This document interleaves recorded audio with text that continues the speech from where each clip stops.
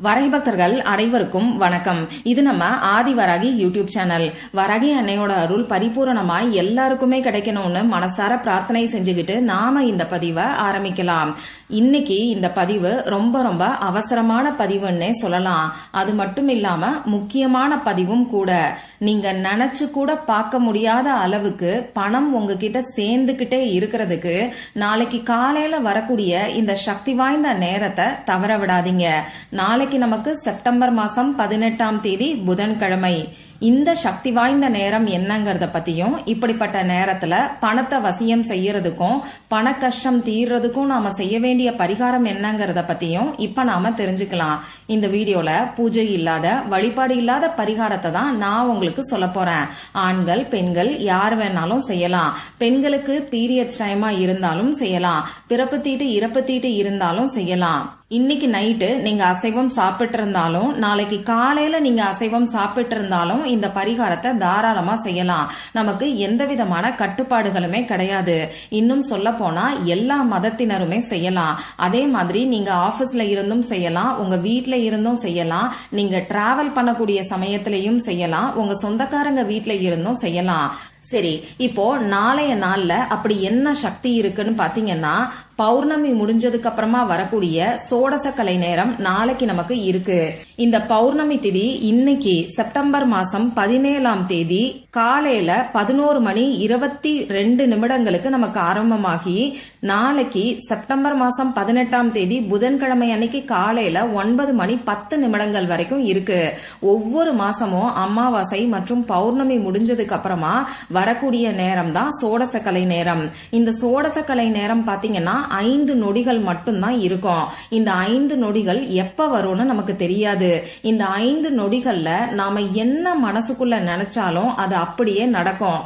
நாம நெகட்டிவா யோசிச்சோம்னா கூட அது அப்படியே நடக்கும். அதனால இப்ப நான் சொல்ல போற இந்த குறிப்பிட்ட நேரத்துல நீங்க வழிபாடுகளை செய்யலைனாலும் சரி, பரிகாரங்களை செய்யலைனாலும் சரி, முடிஞ்ச அளவுக்கு பாசிட்டிவான எண்ணத்தோட பாசிட்டிவா நீங்க இருக்கிறதுக்கு பாருங்க.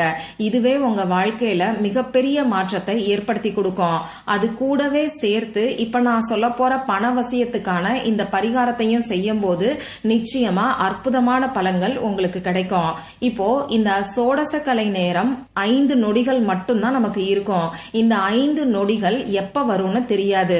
அதனால அமாவாசை அப்படி இல்லைன்னா பௌர்ணமி முடியறதுக்கு 1 மணி நேரம் முன்னாடியும், முடிஞ்சதுக்கு அப்புறமா வரக்கூடிய 1 மணி நேரத்தையும், ஆக மொத்தம் 2 மணி நேரத்தை நம்ம சோடசக்கலை நேரம்னு சொல்றோம்.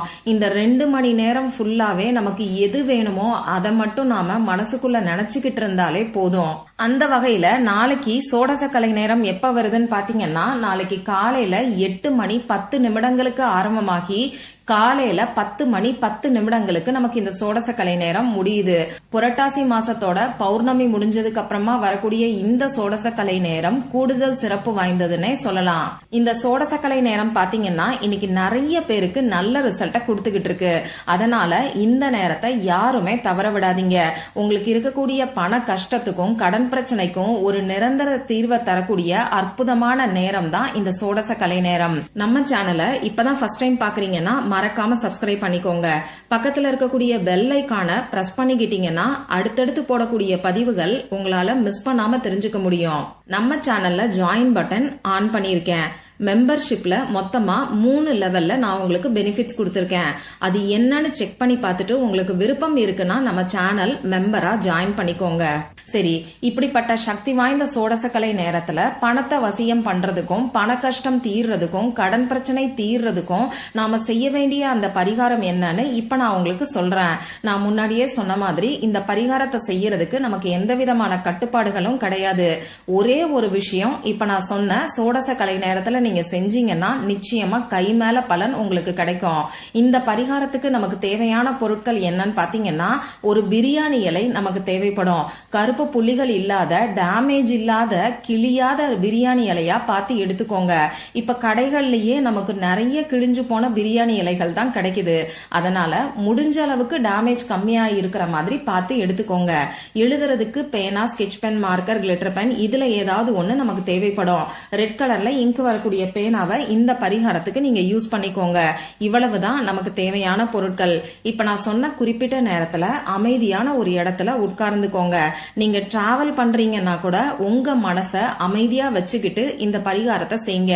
வீட்டுல இருக்கிறவங்க, ஆபீஸ்ல இருக்கிறவங்க உங்க முகம் கை கால கழுவிட்டு வந்து இந்த பரிகாரத்தை செய்ய ஆரம்பிங்க. இந்த பரிகாரத்தை பொறுத்தளவுக்கு நீங்க உங்களுக்காகவும் செய்யலாம், உங்க ஃபேமிலி மெம்பர்ஸ்க்காகவும் செய்யலாம். ஆனா ஒரு சமயத்துல ஒரே ஒருத்தருக்காக மட்டும்தான் செய்யணும். இப்ப நான் சொன்ன குறிப்பிட்ட நேரத்துல அமைதியான இடத்துல உட்கார்ந்ததுக்கு அப்புறமா உங்க மூச்சை நல்லா ஆழமா உள்ள இழுத்து வெளியில விடுங்க. இந்த மாதிரி 3 முறை செய்யும் போது உங்க மனசு கொஞ்சம் ரிலாக்ஸ் ஆகும். இதுக்கப்புறமா நீங்க எடுத்து வச்சிருக்கக்கூடிய பிரியாணி இலையில இப்ப நான் ஸ்கிரீன்ல கொடுத்திருக்கக்கூடிய சிஜில் சிம்பலை வரைஞ்சுக்கோங்க. சிஜில் சிம்பல்னா என்னன்னு நம்ம சேனலை ரெகுலரா ஃபாலோ பண்றவங்களுக்கு நல்லாவே தெரியும். மற்ற பரிகாரங்களை காட்டிலும் இந்த மாதிரியான சிம்பல்ஸ் எல்லாம் நமக்கு இன்ஸ்டன்டா ரிசல்ட் கொடுக்கும். அது ஏன்னு பாத்தீங்கன்னா இந்த மாதிரியான சிம்பல் எல்லாமே நம்ம வலது பக்க மூளையில பதியும். வலது பக்க மூளையில இருக்கக்கூடிய விஷயங்கள் தான் ஆழ் மனசுல ரெஜிஸ்டர் ஆகும். ஆழ் மனசுல இருக்கக்கூடிய விஷயங்கள் தான் இந்த பிரபஞ்சத்துக்கு புரியும். அந்த வகையில இன்ஸ்டன்டா இந்த சிஜில் சிம்பல் நம்ம எல்லாருக்குமே பலன் கொடுத்துக்கிட்டு இருக்கு. சரி, இப்ப ஸ்கிரீன்ல கொடுத்திருக்கக்கூடிய சிஜில் சிம்பலை வரைஞ்சதுக்கு அப்புறமா இந்த பிரியாணி இலைய இடது கையில வச்சுக்கோங்க. வலது கையால மூடிக்கிட்டு இப்ப நான் ஸ்கிரீன்ல கொடுத்திருக்கக்கூடிய அஃபர்மேஷன்ஸ 9 டைம்ஸ் 9 முறை நீங்க சொல்லுங்க. அந்த அஃபர்மேஷன் என்னன்னு நானும் சொல்லி காமிக்கிறேன். ஐ ஆம் பினான்சியலி எம்பவர்டு. இன்னொரு முறை சொல்லி காமிக்கிறேன். ஐ ஆம் பினான்சியலி எம்பவர்டு. இந்த அஃபர்மேஷனை 9 டைம்ஸ் நீங்க சொல்லி முடிச்சதுக்கு அப்புறமா இந்த பிரியாணி இலைய ஒண்ணு உங்க பர்ஸ்லயோ அப்படி இல்லைன்னா பணம் வைக்கக்கூடிய இடத்துல பீரோலையோ வச்சிருங்க. இந்த பரிகாரத்தை நாம காலையில சோடசக்கலை நேரத்துல செய்யறோம். திரும்பியும் மத்தியான டைம்ல குறிப்பிட்ட நேரமெல்லாம் எதுவும் வேண்டாம். மத்தியானம் நீங்க சாப்பிடறதுக்கு முன்னாடி செய்யுங்க. அப்படி இல்லைன்னா சாப்பிட்டதுக்கு அப்புறமா கூட இந்த பரிகாரத்தை செய்யுங்க. திரும்பியும் இந்த பிரியாணி இலைய உங்க இடது கையில வச்சுக்கிட்டு வலது கையால மூடிக்கிட்டு இப்ப நான் சொன்ன அஃபர்மேஷன்ஸ திரும்பியும் 9 டைம்ஸ் நீங்க சொல்லுங்க. காலையில 9 முறை நாம சொல்லிருப்போம். திரும்பி மத்தியானமும் 9 முறை சொல்லுங்க. இதே மாதிரி நைட்டும் 9 முறை இந்த பிரியாணி இலையை எடுத்து உங்க கையில வச்சுக்கிட்டு இந்த அஃபர்மேஷனை சொல்லுங்க. நைட்டு இந்த அஃபர்மேஷனை நீங்க 9 டைம்ஸ் சொல்லி முடிச்சதுக்கு அப்புறம் இந்த பிரியாணி இலையை எடுத்து எரிச்சிருங்க. இப்படி எரிக்கிறது உங்க வீட்ல நீங்க ஹால்ல உட்கார்ந்துகிட்டு செய்யலாம். இப்படி எரிக்கிறது நீங்க உங்க வீட்ல இருந்து மட்டும்தான் செய்யணும். மத்தபடி இந்த சிஜில் சிம்பலை வரையறது எந்த இடத்துல இருந்து வேணாலும் செய்யலாம். அதே மாதிரி மத்தியான டைம்ல இந்த அஃபர்மேஷன் நீங்க சொல்றதும் எந்த இடத்துல இருந்து வேணாலும் சொல்லலாம். சப்போஸ் நாளைக்கு நீங்க உங்க வீட்ல இல்ல, நைட் டைம்ல உங்களால இதை எரிக்க முடியாதுன்னா பரவாயில்ல, ஞாயிற்றுக்கிழமை வரைக்கும் இதை அப்படியே வச்சுக்கோங்க. நாளைக்கு ஒரு நாள் மட்டும் காலையில இந்த பிரியாணி இலையில எழுதிட்டு அஃபர்மேஷன் காலையில 9 முறை, மத்தியானம் 9 முறை, நைட்டு 9 முறை சொல்லுங்க. இதுக்கப்புறமா அஃபர்மேஷன் சொல்லணுங்கிற அவசியம் கிடையாது. நாளைக்கு நைட்டு உங்க வீட்ல இருக்கீங்கன்னா இந்த பிரியாணி இலைய நீங்க எரிச்சிருங்க. நாளைக்கு உங்களால எரிக்க முடியாத சூழ்நிலை இருந்துச்சுன்னா ஞாயிற்றுக்கிழமை அன்னைக்கு இந்த பிரியாணி இலைய எரிச்சிருங்க. எரிச்சதுக்கு அப்புறமா வரக்கூடிய சாம்பலை இந்த பிரபஞ்சத்துக்கு நன்றிய சொல்லி நீங்க ஊதி விடுங்க. இவ்வளவுதான் இந்த பரிகாரம். இந்த பரிகாரத்தை முழு நம்பிக்கையோட செஞ்சீங்கன்னா நிச்சயமா அற்புதமான பலன்கள் கண்டிப்பா கிடைக்கும். ஏன்னா இந்த பிரியாணி இலைக்கு வசிய சக்தி ரொம்ப ரொம்ப அதிகம். அடுத்ததா நாம சிஜில் சிம்பலை இங்க பயன்படுத்துறோம். சிஜில் சிம்பல் நான் முன்னாடி சொன்ன மாதிரி இன்ஸ்டன்டா நமக்கு ரிசல்ட் கொடுக்கும். அடுத்ததா முக்கியமான விஷயம் பாத்தீங்கன்னா சோடசக்கலை நேரத்துல இந்த பரிகாரத்தை நாம செய்யறோம். இன்னும் ஒரு முக்கியமான விஷயம், நம்ம சப்கான்சியஸ் மைண்ட ரீப்ரோகிராம் பண்றதுக்காக தான் இந்த அஃபர்மேஷன்ஸையும் சொல்றோம். இப்படி இத்தனை விஷயங்களும் ஒன்னா சேரும் போது நிச்சயமா எல்லாருக்குமே பலன் கிடைக்கும். ட்ரை பண்ணி பார்த்துட்டு மறக்காம எனக்கு ரிசல்ட்டையும் ஷேர் பண்ணுங்க. இந்த பதிவுல உங்களுக்கு ஏதாவது சந்தேகம் இருந்துச்சுன்னா எனக்கு கமெண்ட் பாக்ஸ்ல கேளுங்க. அதை நான் உங்களுக்கு உடனே தெளிவுபடுத்துறேன். இந்த பதிவு உங்களுக்கு பிடிச்சிருக்குன்னா லைக் பண்ணிட்டு உங்க ஃப்ரெண்ட்ஸ் அண்ட் ஃபேமிலி கூட ஷேர் பண்ணுங்க. இந்த மாதிரி அந்தந்த நாளுக்கும் நேரத்துக்கும் திதிக்கும் உரிய வழிபாடுகளையும் பரிகாரங்களையும் நீங்க மிஸ் பண்ணாம தெரிஞ்சுக்கிறதுக்கு நம்ம சேனலை மறக்காம சப்ஸ்கிரைப் பண்ணிட்டு பக்கத்துல இருக்கக்கூடிய பெல் ஐக்கானையும் பிரஸ் பண்ணிக்கோங்க. மற்றும் ஒரு பயனுள்ள பதிவுல நாம சந்திக்கலாம். நன்றி.